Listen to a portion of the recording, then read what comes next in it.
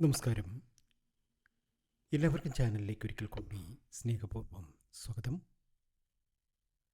ശുക്രനും ബുധനും ചേർന്ന് അനുഗ്രഹിക്കുമ്പോൾ രാജരാജയോഗങ്ങൾ വന്നു ചേരുകയും ജീവിതത്തിൽ സകലവിധ സൗഭാഗ്യങ്ങളും നേടിയെടുക്കാൻ കഴിയുന്നതുമായ കുറച്ച് നക്ഷത്രജാതകരുണ്ട്.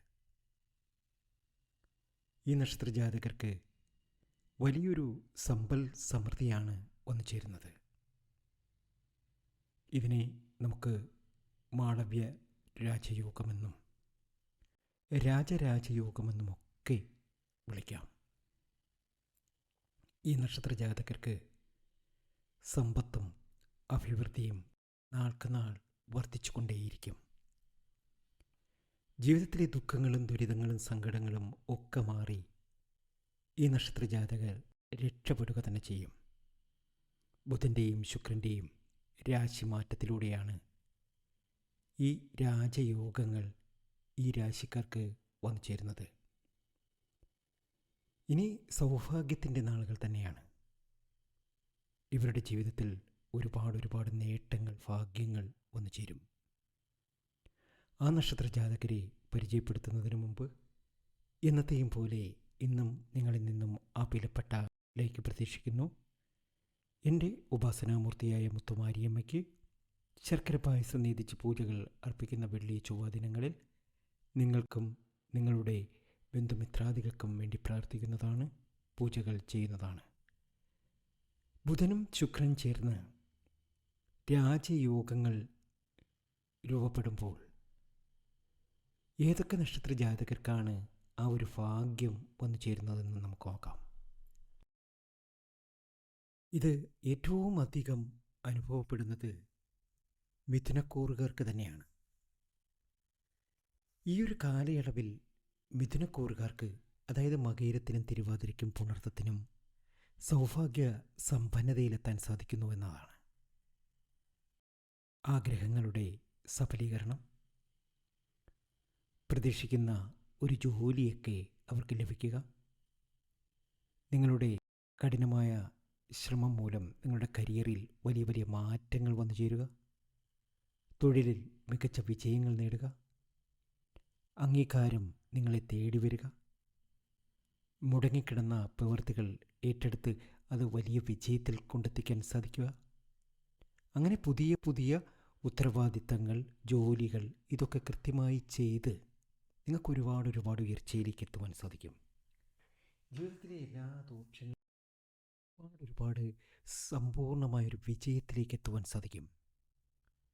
ആഗ്രഹങ്ങൾ ഒക്കെ സാധ്യമാകും. വിദേശവുമായി ബന്ധപ്പെട്ട് അല്ലെങ്കിൽ വിദേശ രാജ്യത്ത് ജോലി ചെയ്യാൻ അല്ലെങ്കിൽ പഠിക്കാൻ പോകുന്നവർക്കൊക്കെ വലിയൊരു നേട്ടം വന്നു ചേരുന്ന സമയമാണ്.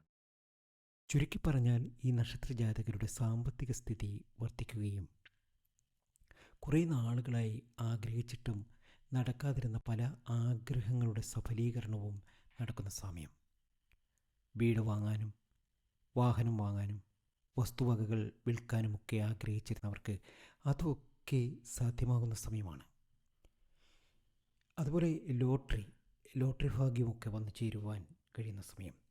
എല്ലാ രീതിയിലും നിങ്ങളുടെ പ്രശസ്തി വർദ്ധിക്കുന്നു, മാന്യത വർദ്ധിക്കുന്നു, പുതിയ പുതിയ വ്യക്തിബന്ധങ്ങൾ നിങ്ങൾക്കുണ്ടാകുന്നു, ഭാവിയിൽ ഗുണം ചെയ്യുന്ന പല നല്ല കാര്യങ്ങളും നിങ്ങൾക്കുണ്ടാകുന്നു, സഹോദരങ്ങളിൽ നിന്നും സഹായങ്ങളുണ്ടാകുന്നു, കുടുംബ ബന്ധങ്ങളിലും ദാമ്പത്യ ബന്ധങ്ങളിലുമൊക്കെ പ്രശ്നങ്ങളുണ്ടായിരുന്നവർക്ക് ആ പ്രശ്നങ്ങളൊക്കെ മാറി പിണങ്ങി നിൽക്കേണ്ട സാഹചര്യം പോലും വന്നു ചേർന്നവരിൽ നിന്ന് ആ പിണക്കമൊക്കെ മാറി ഒരുപാട് അഭിവൃദ്ധിയിലേക്കും നേട്ടത്തിലേക്കും ഭാഗ്യത്തിലേക്കും ഒക്കെ എത്തുവാൻ സാധിക്കും. എല്ലാ രീതിയിലും സമൃദ്ധിയാണ്, എല്ലാ രീതിയിലും സന്തോഷമുളവാക്കുന്ന പല കാര്യങ്ങളും നിങ്ങൾക്ക് നടക്കാൻ പോകുന്നു.